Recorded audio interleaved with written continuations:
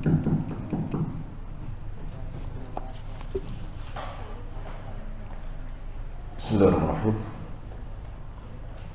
Assalamualaikum warahmatullahi wabarakatuh.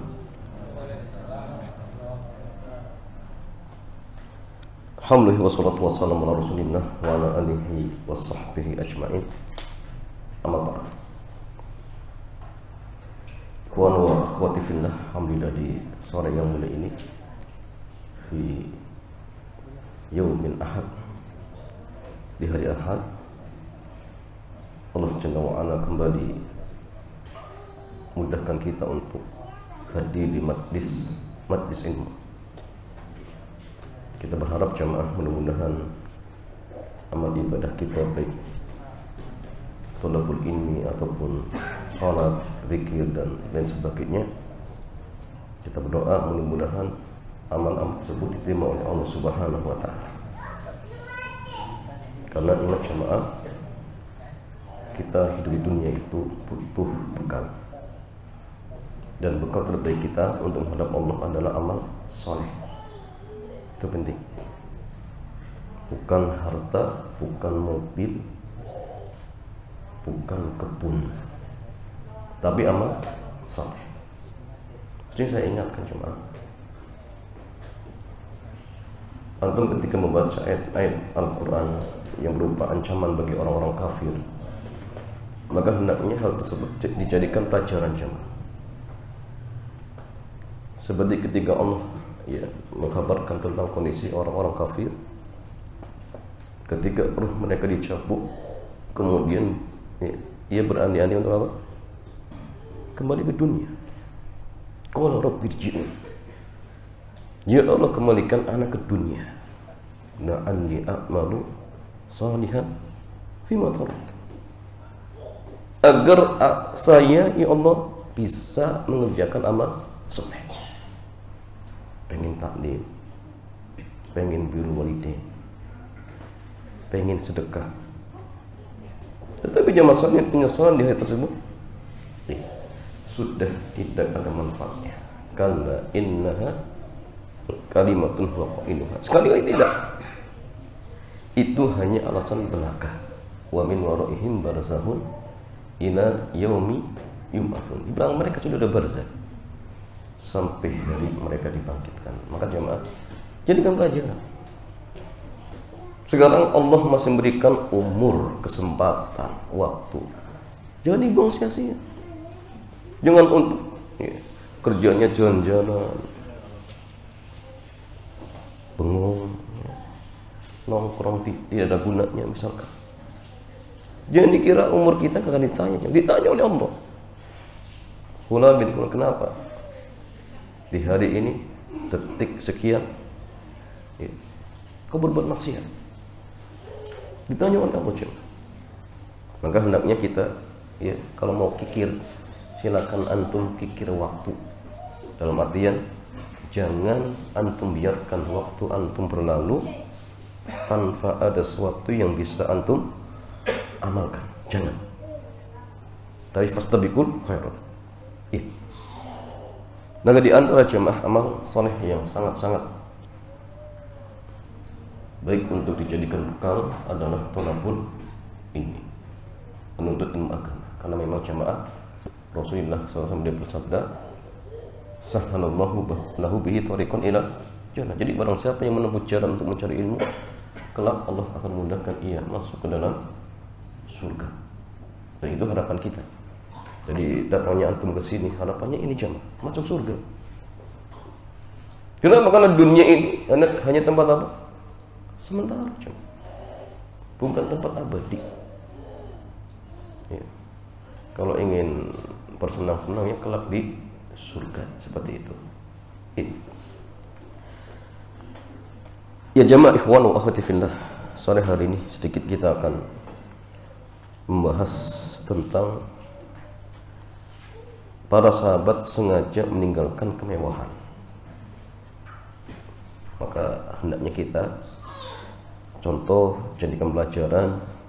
Kalau sahabat saja seperti ini jamaah, ya minimalnya kita mendekati, kalaupun tidak bisa sama.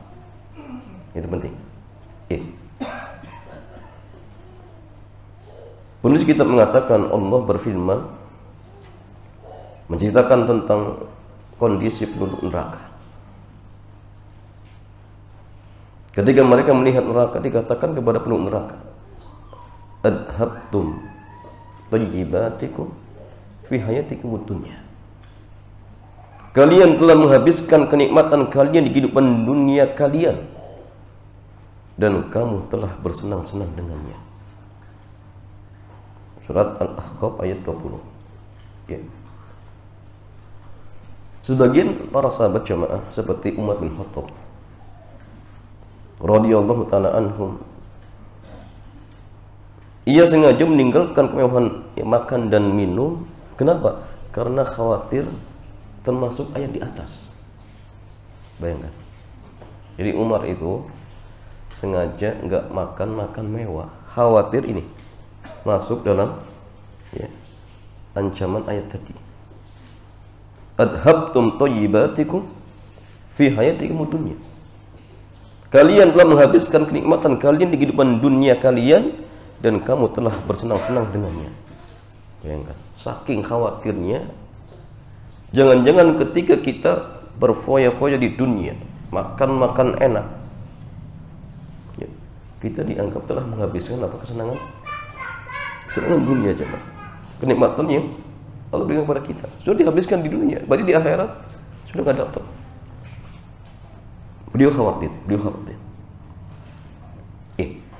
Al-Imam Abdul Fidh Ibnu Katsir rahimahullahu jalla wa ala, ketika beliau mengomentari ayat ini, beliau mengatakan,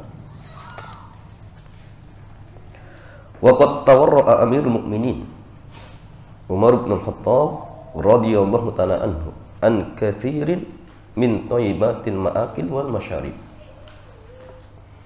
Amirul Mukminin Umar bin Khattab radhiyallahu ta'ala anhu lebih memilih untuk meninggalkan makan dan minuman yang lezat.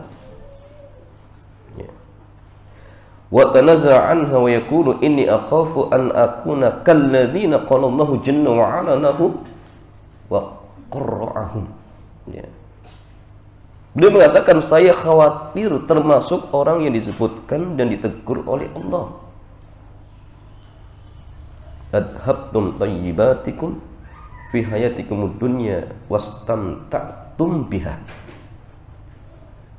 Kalian telah menghabiskan kenikmatan kalian di kehidupan dunia kalian dan kamu telah bersenang-senang dengannya. Ya. Saking khawatirnya, ya. Saking khawatirnya. Diriwayatkan oleh Imam Malik, Imam Darul Hijrah, di dalam kitab beliau Al-Muwatta, bahwa Umar pernah bertemu Jabir bin Abdullah dengan ya, membawa daging yang sangat banyak. Jadi Jabir ketika itu membawa daging. Maka ya, beliau bertanya, apa ini? Kata Umar. Maka Jabir pun menjawab, wahai Amirul Mukminin, kami termasuk orang yang doyan daging. Ya. Lalu kami beli daging ini senilai 1 dirham, ya untuk dimakan. Ya. Ini jawab Jabir. Maka ia pun bertanya, apa yang kamu pikirkan dengan ayat ini? Kemudian Umar menyebutkan surat Al-Ahqaf yang tadi kita bacakan. Maka dia pun mengatakan, subhanallah. Ya. Mereka meninggalkan, ya apa namanya, afan. Ya. Jadi ketika dibacakan, termasuk Umar bin Khattab. Ya. Akhirnya apa? Sengaja meninggalkan hal-hal yang aslinya mubah, jam. Boleh. Cuma khawatir kalau masuk ya tadi ya peringatan ayat tadi. Ya. Makanya gini Mas Alin, apa bedanya waro dan zuhud, jam? Lebih tinggi mana, waro atau zuhud? Hah? Hah? Waro, sahih? Apa arti waro, jam? Berhati-hati. Zuhud? Kita berada.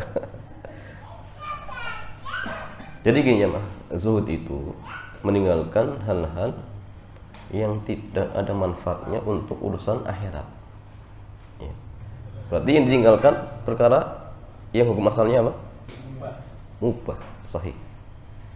Kalau waro itu meninggalkan sesuatu yang akan membahayakan akhiratnya. Berarti yang ditinggalkan perkara yang membahayakan, berarti apa? Haram. Enggak zina, enggak minum khamar, enggak berdusta. Ini orang waro. Berarti antara waro dan zuhud hebat mana? Zuhud, sahih. Sahih. Ya. Karena orang yang zuhud itu yang mubah saja ditinggalkan. Ngobrol yang enggak ada manfaatnya ditinggalkan. Ya, makan terlalu banyak yang kadang membuat ngantuk. Akhirnya zikirnya tidak sempat. Ya. Mau taklim, aduh, kenyang. Habis makan sate. Ini apa? Pilih tidur. Pilih tidur. Maka orang yang zuhud enggak. Ya, makanya gini jamaah, Syekh Muhammad bin Shalih Ibnu Utsaimin itu beliau ya menjelaskan duduk yang sunnah ketika makan itu ada 3 jemaah. Intinya gini, kalau antum ingin makan, duduklah dengan duduk yang nggak nyaman. Jelas? Kenapa? Agar makannya nggak banyak. Kalau antum duduknya bersila, 3 piring bisa habis ya. Tapi antum cari duduk yang tidak nyaman. Beliau menyebutkan 3 jemaah. Pertama duduk ik'ah. Duduk ik'ah. Antum paham ya, ik'ah itu duduk di atas kedua tumit. Yang kedua duduk yang saling tegakkan. Kemudian duduk bertumbuh di lutut dan punggung kaki. Ini jamaah. Ini nggak nyaman. Tapi kalau antum duduknya bersila, ini musibah jamaah. Nggak sadar apa? Ternyata 3 piring sudah habis.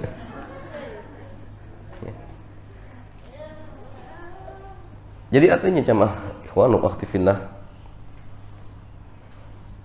hal-hal yang tidak manfaatnya tinggalkan jamaah, tinggalkan. Karena umur kita itu singkat, terbatas.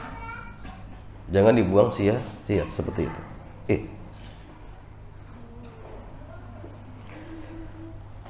Jadi mereka meninggalkan kemewahan dunia karena khawatir itu bisa mengurangi nilai amalnya. Disebutkan dalam riwayat Al-Imam Bukhari bahwa Abdurrahman ibnu Auf, ya, seorang sahabat yang kaya raya, Abdurrahman ibnu Auf, pernah mendapatkan hidangan puasa yang isinya banyak makanan. Menyaksikan banyaknya makanan yang terhidang, beliau teringat beberapa sahabat yang telah meninggal dunia ketika berjuang di awal dakwah Islam. Masya Allah. Bayangkan jemaah, sahabat-sahabat yang awal-awal masuk Islam itu penuh dengan perjuangan. Bapaknya Ammar bin Yasir jamaah dipaksa untuk mengucapkan kekufuran, nggak mau. Apa yang terjadi jamaah? Dibunuh. Ibunya dibunuh, bayangkan. Itu para sahabat di awal-awal Islam. Beda di zaman kita, pawon santai-santai pawon.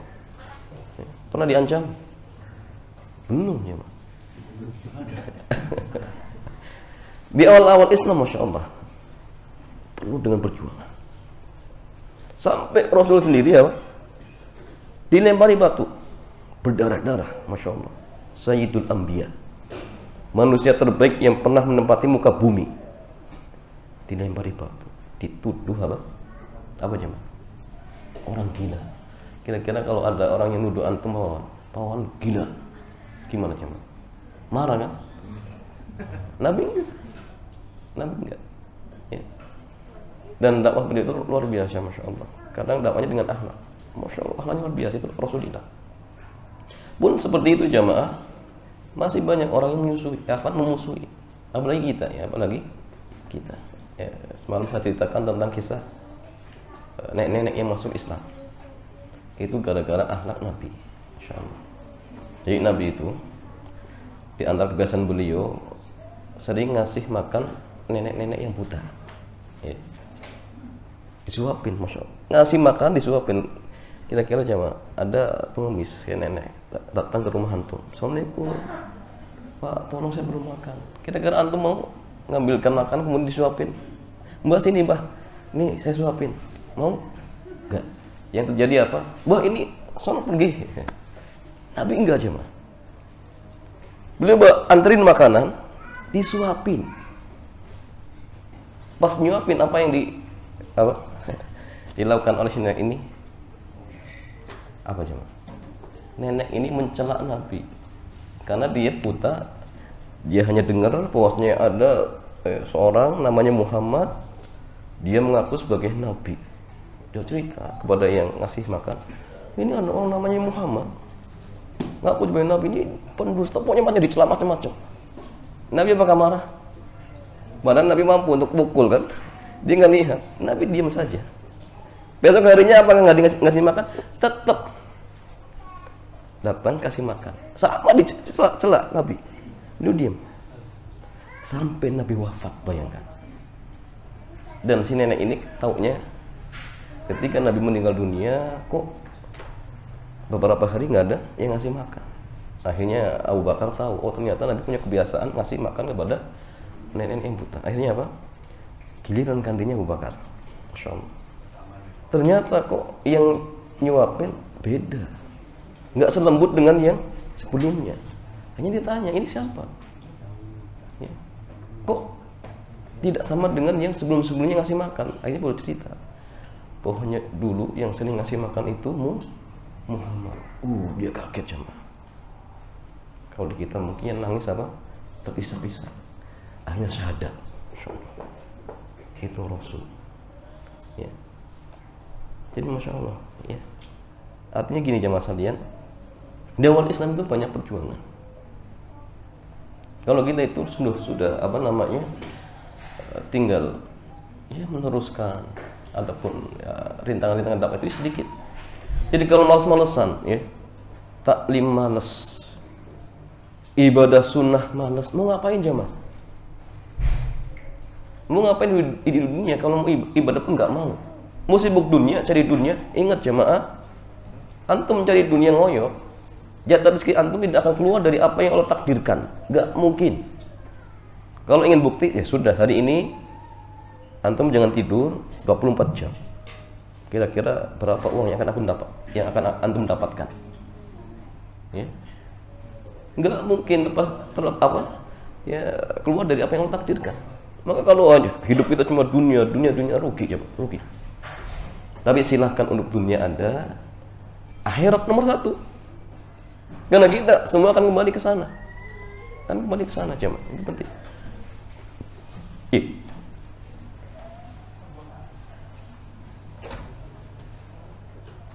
Maka beliau pun teringat beberapa sahabat yang telah meninggal dunia ketika berjuang di awal dakwah Islam. Salah satunya Mus'ab bin Umair radhiyallahu ta'ala anhu. Beliau itu jemaah, anaknya apa? Anaknya orang kaya, Masya Allah. Kalau di kita ya anaknya apa? Mungkin ya darah biru ya. Dia tinggalkan kemewahan demi masuk Islam. Dan Mus'ab bin Umair ketika meninggal, bayangkan, kain kafan saja nggak ada. Itu sahabat mulia. Sama jemaah, sahabat bingung. Kain kafannya ketika untuk nutupi apa? Kaki, kepala terbuka. Kalau kepala ditutup, kaki terbuka. Bayangkan. Di zaman kita, kain kafan yang melimpah ya, man. Antum nggak ada kain kafan siap, ya, RJ siap. Antum tinggal ngubungin saja. Di zaman kita, ini sahabat Mus'ab bin Umair di awal-awal Islam. Akhirnya ya, terpaksa kakinya dikasih apa? Ditutup dengan rumput. Ya, Masya Allah, ini luar biasa jemaah.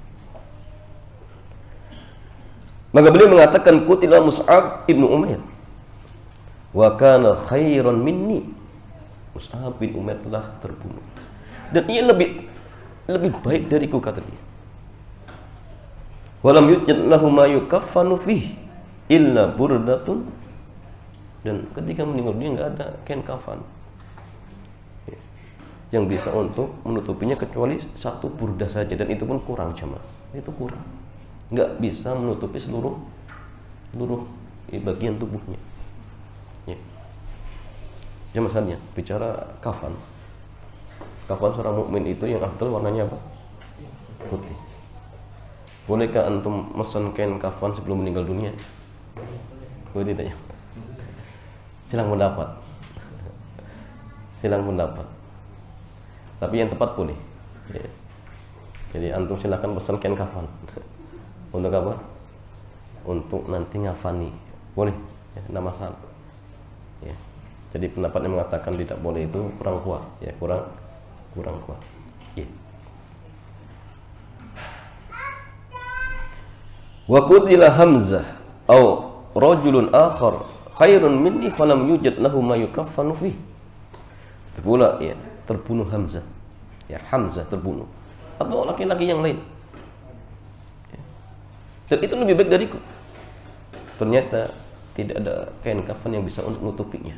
Bayangkan, insyaallah. Kecuali burdah, satu burdah saja. Laqad khasyitu an yakuna qad ujjinat lana thayyibatuna fi hayatina dunya. Thumma ja'ala yabki hatta taraka ta'am. Ini Abdurrahman bin Auf, sahabat yang kaya raya.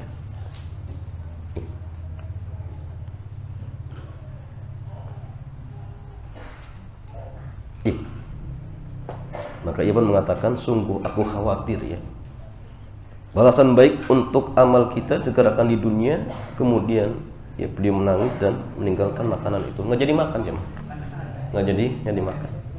Ya. Al-Imam Al-Hafidz Ibnu Hajar beliau menyebutkan hadis ini. Beliau mengatakan hadis ini menunjukkan keutamaan hidup zuhud.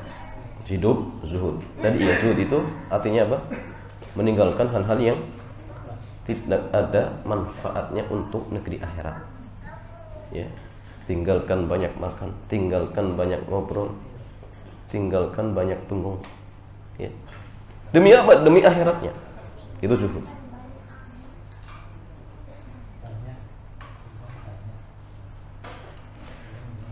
Maka orang yang memperhatikan agamanya hendaknya menghindari kemewahan dunia untuk menjaga keutuhan pahala amalannya. Ini kesimpulan dari Imam Al-Hafidz Ibnu Hajar rahimahullahu jalla. Baca masalin mereka lah generasi yang paling mengkhawatirkan keselamatan amalannya. Mereka ingin agar pahalanya utuh di akhirat.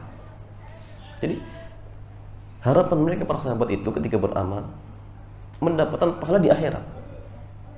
Ya. Sampai pun ketika misalkan mereka mendapatkan dunia, mau dimanfaatkan khawatir, oh jangan-jangan kebaikan di akhirat disegerakan sekarang. Jadi mikir-mikir. Itu para sahabat. Ya. Makanya pun sabda Rasulullah SAW, man kanatil akhiratu hammahu. Barang siapa yang akhirat itu menjadi target hidupnya, apa jemaah? Ja'alallahu ghinahu fi qalbi. Allah jadikan kekayaan dalam hatinya. Ya. Kemudian Allah apa? Bantu urusannya. Dan dunia itu dipaksa untuk mendatanginya, dipaksa. Ya, dan ya, banyak kita ya, baca ya bagaimana kisah para ulama kita dikirimi apa? Emas, kemudian dibagi-bagikan, nggak mau. Para ulama kita ditawari jabatan, nggak mau, nggak apa, nyari jabatan, ditawari nggak mau, dunia datang sendiri cuma. Dan ketika datang khawatir, oh jangan-jangan ini kenikmatan di dunia disegerakan, akhirnya nggak diambil. Kenapa? Harapan mereka ketika sholat, ketika tahajud, ketika duha, bukan balasan di dunia, harapannya agar dibalas kelak di akhirat. Sampai pun ketika disegerakan di dunia khawatir, ketakutan. Oh, jangan-jangan di akhirat sudah nggak dapat. Itu para sahabat, para sahabat. Ya. Sampai mereka takut jangan-jangan dunia melimpah yang mereka dapatkan akan mengurangi jatah pahalanya di akhirat. Ya. Anda bisa bandingkan dengan orang yang melakukan ibadah dengan harapan agar dunianya semakin tambah.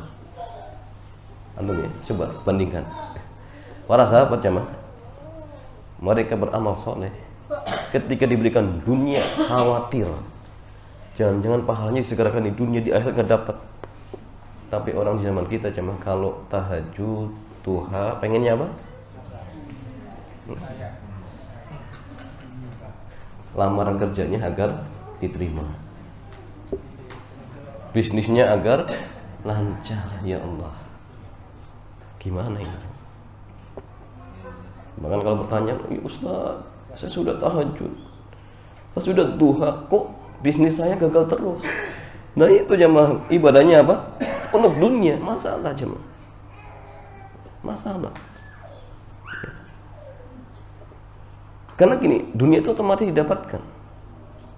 Allah berfirman, "Wa may yattaqillaha yaj'al lahu makhraja wa yarzuqhu min haitsu la yahtasib."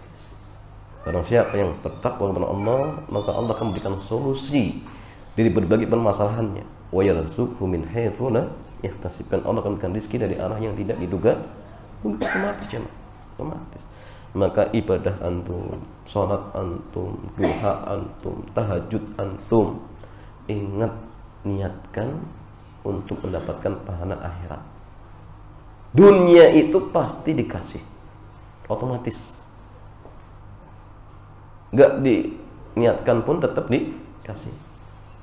Tapi apakah boleh jemaah antum dalam artian ketika beramal soleh kamu berharap agar dunianya dimudahkan? Boleh tidak? Ya boleh-boleh saja. Boleh-boleh saja, karena tadi ya itu sudah tingkatan apa? Zuhud.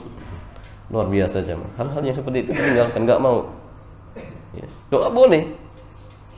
Rabbana atina fid dunya hasanah. Boleh, atau minta nama masalah. Tapi orang yang tingkatannya zuhud nggak mau. Kalau kita baru tingkatannya apa jemaah? Warok ya. Itu pun kadang-kadang dilanggar. Start off dikit bohong lah, nama masalah. Yang penting dagangannya lancar. Jadi serba dikit-dikit. Ya. Oh nanti sajalah kalau sudah rumah saya laku, baru saya tanya lah.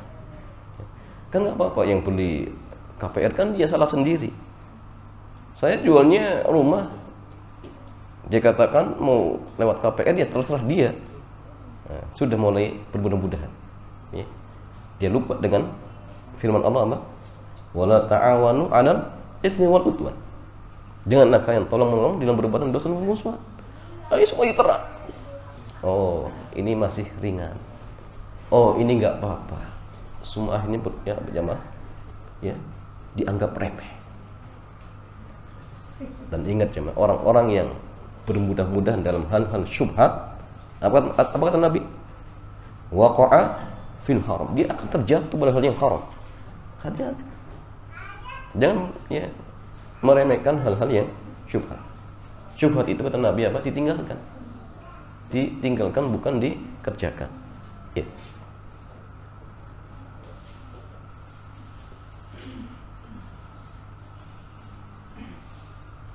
Rajin sholat tahajud agar karirnya semakin baik. Rajin sholat duha agar rezekinya lancar dan seterusnya. Ya. Para sahabat meninggalkan kemewahan dunia agar pahala ibadahnya utuh di akhirat. Manusia di zaman sekarang berharap dari ibadahnya agar bisa mendapatkan kemewahan dunia. Itu bedanya kita dengan mereka jemaah. Ya. Makanya kalau sholatnya para sahabat itu beda jemaah. Mereka itu kalau sudah sholat lupa dengan urusan dunianya. Ya, jangankan kebun, bisnis dan uangnya. Anggota tubuhnya jemaah, anggota tubuhnya yang sakit dan mengharuskan diamputasi. Mereka minta ketika sholat, dan ketika diamputasi nggak sakit. Kenapa? Fokus. Ketika sholat sudah dia fokus menghadap Allah. Sehingga sampai pun dipotong sudah nggak sakit. Apalagi kebun jemaah, buru-buru kepikiran. Bahkan ada sahabat yang ketika sholat dipanah, darahnya mengalir, tetap dilanjutkan. Oh, Ustaz, jangankan dipanah, nyamuk saja kadang satu sudah apa? Sudah nggak tahan. Jangankan nyamuk, imam bacaannya panjang dikit. Depan mulai dehem, samping dehem, kok masih panjang lagi? Belakang pojok dehem. Ternyata masih, awalnya mulai dehem. Itu musibah jamasan. Itulah sholat kita ya. Jauh. Bahkan kalau misalkan sebelum sholat barang kita hilang, dipikir-pikir nggak ketemu, nggak ingat-ingat. Pas sholat jadi ingat. Oh, ternyata di sana tuh. Tapi jangan dibatalkan ya. Dibatalkan batal nanti jamaah. Nah, itulah kualitas ibadah kita. Ya, kualitas ibadah kita. Tetapi tetap jamaah kita berusaha semaksimal mungkin untuk apa? Meningkatkan kualitas ibadah kita agar semakin sempurna. Dan ya, ingat jamaah, ta'awun al-birri wat taqwa. Antum ya saling nasihat-nasihati jamaah sama ikhwan yang ngaji. Kalau bisa jangan hanya ketika ngaji ketemu, tetapi ya punya tadi grup saling menasihati, penting. Karena ini perintah jamaah, perintah. Nasihati dengan cara baik. Ya, akhwat pun sama seperti itu. Ya. Agar apa jamaah? Agar kita bisa bareng-bareng kelak nanti masuk surga. Ya, jadi jalin hubungan baik. Ya. Sama ikhwan, sama akhwat, apalagi yang baru-baru ngaji, dirangkul, ya, diajak ngobrol, dideketi. Ya. Dulu Imam Ahmad itu jamaah ketika menyampaikan dars yang hadir 5.000 jamaah. Yang nulis cuma 500. 4.500 hadir hanya sekedar ingin melihat akhlaknya. Maka akhlak itu penting jamaah. Antum dakwah dengan akhlak. Nggak bisa ceramah, dakwah dengan akhlak. Senyum jamaah, itu ibadah. Apa jamaah? La tahqironna minal ma'rufi syai'a walau antalqa ahauka biwajhin talq. Jangan pernah antum meremehkan perbuatan ma'ruf walaupun kecil. Walau hanya dengan apa? Tersenyum. Pak, Masya Allah, dari mana? Sudah berapa pekan gak hadir? Oh ya, anak sibuk. Masya Allah, mudah-mudahan Allah memberikan berkah kepada antum, dimudahkan urusannya. Mudah-mudahan pekan depan bisa hadir, misalkan. Saya doakan jemaah. Kita itu kadang jemaah doa-doa, Masya Allah, kebaikan-kebaikan jarang terlontar jemaah. Padahal kita sudah tahu hadisnya. Apa hadisnya jemaah? Man? Apa? Barang siapa mendoakan saudaranya fi dhahril ghaib mustajabatun. Da'watul mar'i li akhihi fi dhahril ghaibi mustajabatun. Doanya seseorang untuk saudaranya dalam kondisi rahasia nggak diketahui itu mustajab. Saling doakan. Ketika ketemu doakan. Assalamualaikum, barakallahu fiik, ya. Jazakallahu khairan misalkan. Ketika diberikan kebaikan, doakan seperti itu. Jadi lisan-lisan kita itu bahasa dengan apa? Kalimat-kalimat thayyibah, itu penting. Ya, sehingga ilmu yang kita dapatkan di pengajian itu dibuktikan dengan amal soleh. Karena ingat jemaah, ilmu itu harus diamalkan. Kalau nggak diamalkan maka seperti pohon tanpa buah. Kasyajaratin bila thamarin. Itu pula ingat, antum punya ilmu tapi nggak diamalkan, nanti persis seperti siapa? Yahudi. Yang kita disuruh untuk berlindung. Ghairil maghdub ya bi alaihim waladdallin. Jangan seperti orang dimurkai orang Yahudi, jangan. Itu pula orang yang punya ilmu tapi nggak diamalkan, dia akan dijebloskan dalam neraka sebelum penyembah berhala. Al-alimu lam ya'man bi ilmihi mu'adzabun min qabli ubadil wasan. Jadi orang yang alim yang tidak mengamalkan ilmunya, dia akan dijebloskan ke dalam neraka sebelum penyembah berhala. Wal iyadu billah. Wallahu ta'ala a'lam. Sudah selesai temanya. Demikian ya, mudah-mudahan bermanfaat. Selanjutnya masih ada sisa waktu agak panjang, kita buka ya tanya jawab. Pertanyaan bebas ya, silakan, bisa diskusi atau tanya jawab, tidak masalah. Fadhil. Alhamdulillah. Sesi pemaparan materi sudah selesai. Dan sesi tanya jawab. Seperti biasa, pada Iwan silakan bertanya langsung melalui mikrofon pada apa. Silakan tuliskan pertanyaannya untuk kemudian seolah kami bacakan. Dari Iwan, barangkali ada yang mau bertanya, silakan.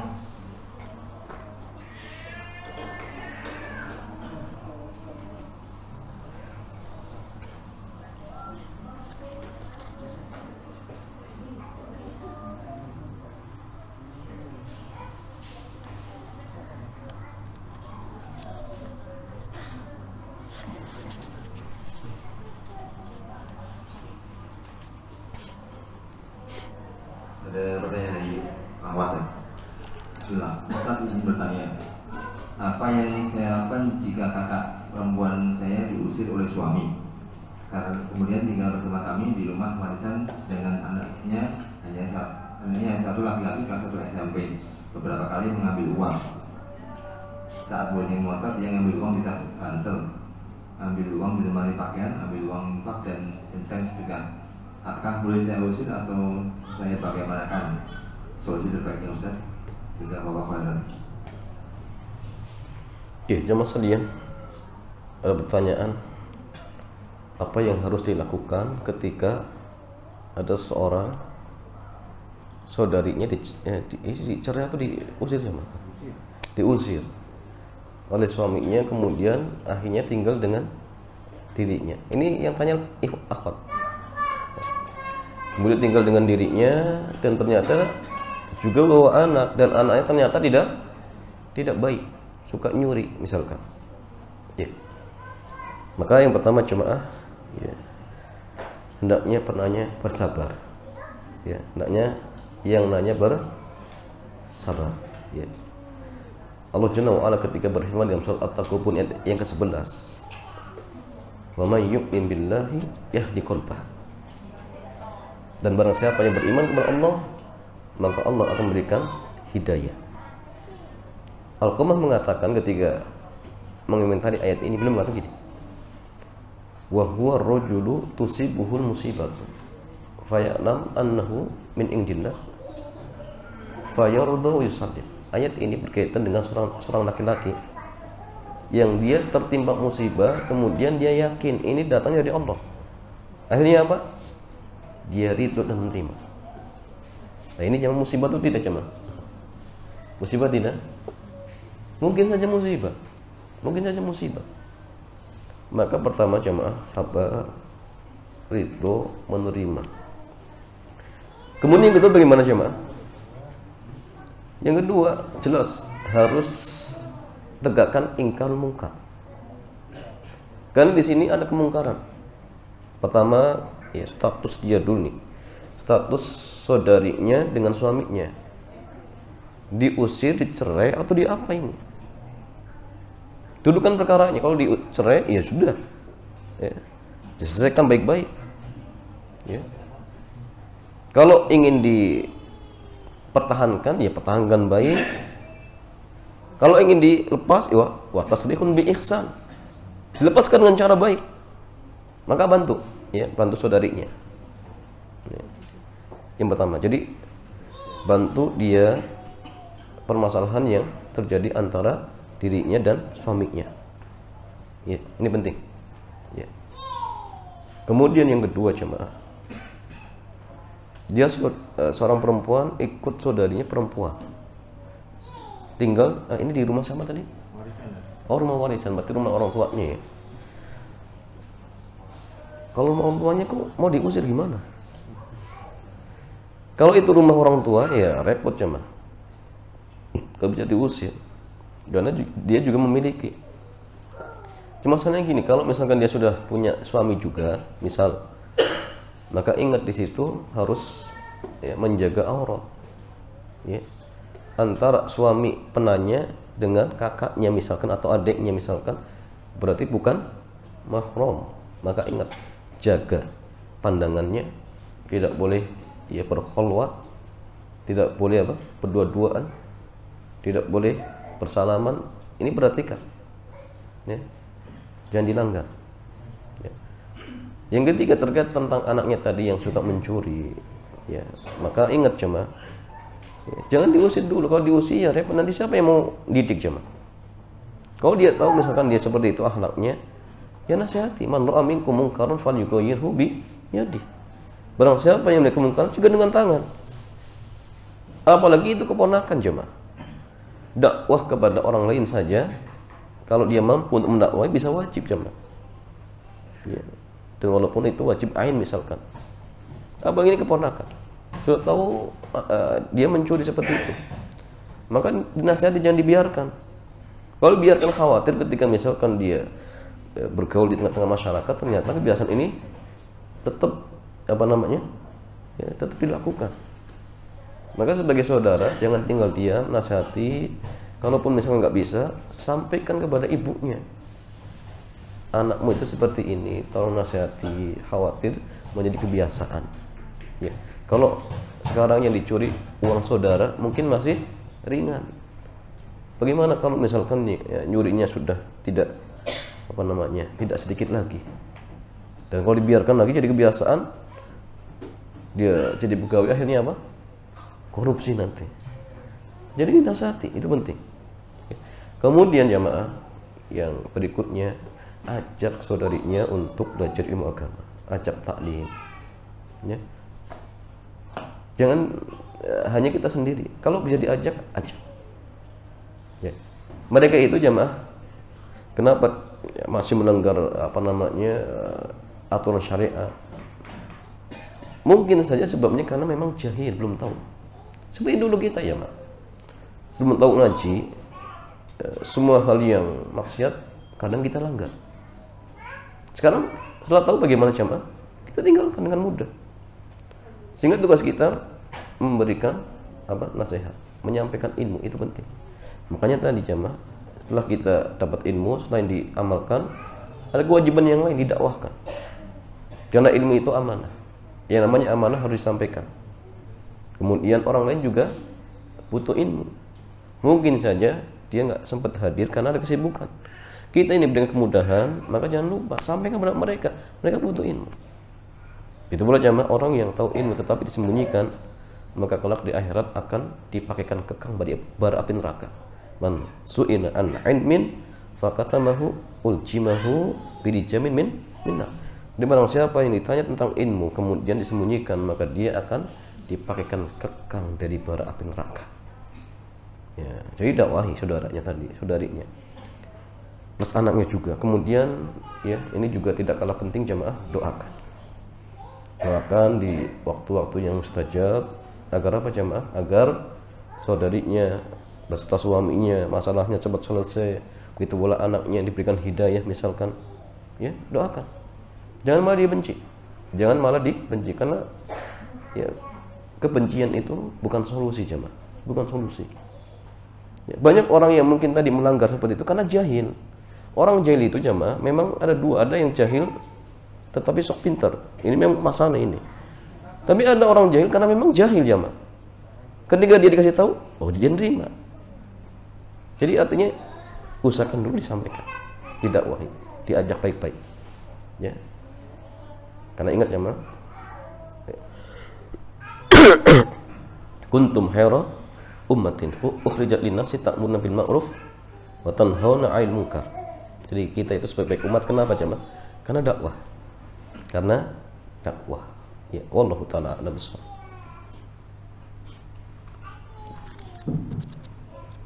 Kepada Iwan, barangkali yang mau bertanya.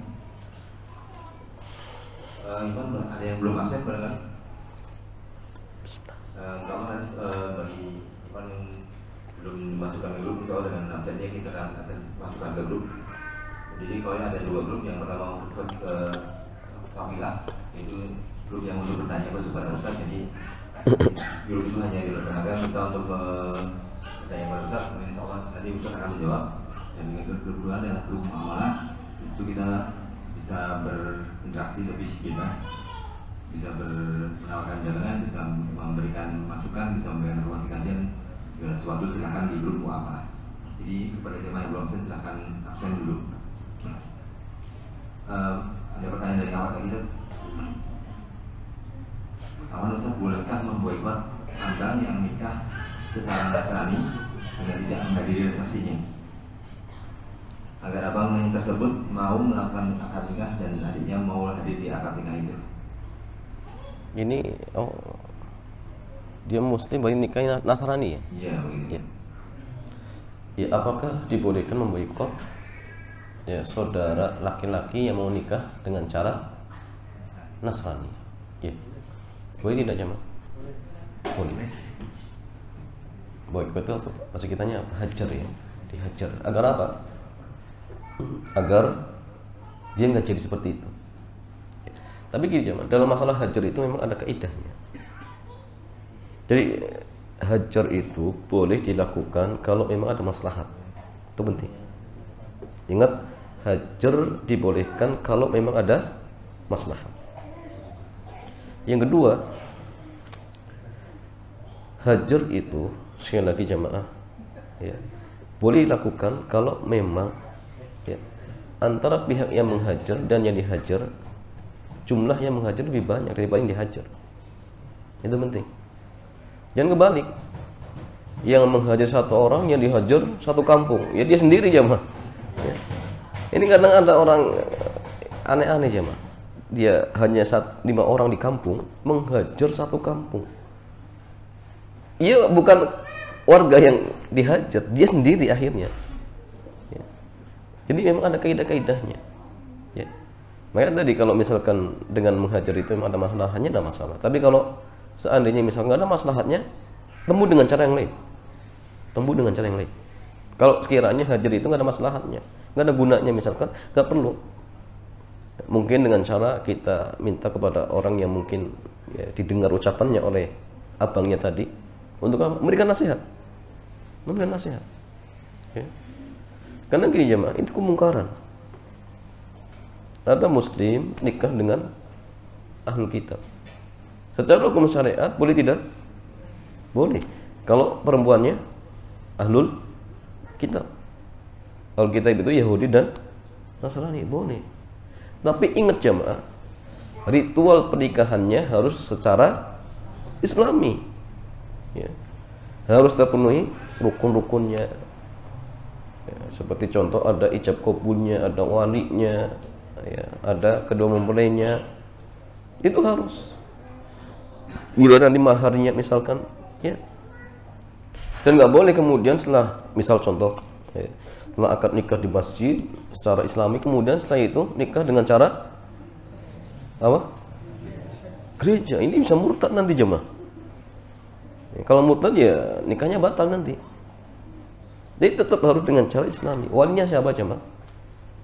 Kalau misalkan seorang mu'alaf atau mungkin dia masih Nasrani taruhlah misalkan. Walinya siapa? Pertama, kalau dari keluarganya ada yang muslim, maka dia jadi wali. Tapi kalau misalkan tidak ada, misal, maka walinya hakim. Ya, karena Nabi mengatakan as-sultanu waliyun liman la waliyalahu. Sultan itu wali bagi orang yang tidak punya wali. Ya, sultan. Jadi tetap dengan pihak KUA yang dia menjadi wali istrinya tadi yang non muslim, dia melakukan akad dengan pihak KUA. Nah itu jamaah, ya, ketika terpenuhi syarat dan rukun-rukunnya misalkan selesai, nikahnya sah. Dan setelah itu nggak boleh melakukan ritual di gereja, nggak boleh. Kalau ini nggak, nikahnya justru dengan cara apa tadi? Non muslim, nggak boleh jamaah. Dan tentu ini kemungkaran, maka saudarinya jangan tinggal diam. Kalau dengan cara boikot tadi kok misalkan ada maslahatnya dan bisa menggagalkan, silakan, tidak masalah. Tapi kalau misalkan tidak bisa, ya tempuh cara yang lain. Tempuh cara yang lain, selamatkan saudaranya dan sampai terjatuh pada lubang-lubang kekufuran. Dan jangan hadir ya, nggak boleh. Kalau antum diundang misalkan di walimatul urs orang kafir, bolehkah antum hadir jamaah? Boleh tidak jamaah? Syekh Muhammad bin Shalih Ibnu Utsaimin mengatakan kalau misalkan di situ nggak ada kemungkaran boleh. Ingat ya, kalau nggak ada kemungkaran. Ya. Tapi kalau ada kemungkaran, apa? Nggak boleh. Jadi babnya cuma boleh saja, bukan wajib. Kalau muslim bisa wajib kalau nggak ada kemungkaran. Tapi kalau non muslim nggak ada kemungkaran, boleh. Ya, boleh. Tapi kalau ada kemungkaran, ya nggak boleh. Jangankan yang non muslim, yang muslim saja kalau ada kemungkaran maka nggak boleh kita hadir, kecuali tujuannya untuk mengingkari. Sekarang gini, nikahnya di gereja, pakai pembaktian, ya. Jelas ini kemungkaran tidak? Kemungkaran. Anda nggak boleh hadir. Ya. Tapi kalau hanya makan-makannya misalkan, di situ nggak ada musiknya, nggak ada khamar misalkan, nah masalah. Kalau ada khamar nggak boleh. Ada dangdutan, nggak boleh. Ya. Dan kayaknya acara mereka itu nggak lepas dari itu zaman. Tinggal solusinya apa? Jangan hadir, sudah selesai. Ya. Tidak perlu untuk hadir, kecuali kalau benar-benar murni tidak ada kemungkaran. Ya. Maka silakan, tidak masalah. Jadi yang penanya tadi, ya, dia harus maksimal untuk mencegah sesuai dengan kemampuan. Ya, kalau dengan dirinya nggak bisa, ya minta bantuan yang lain. Ya, kemudian doakan juga agar Allah memberikan hidayah kepada kakaknya agar jangan nikah dengan cara non muslim seperti itu. Wallahu taala alam bisawab. Cukup. Allah. Silakan oleh jamaah ikhwan yang mau bertanya.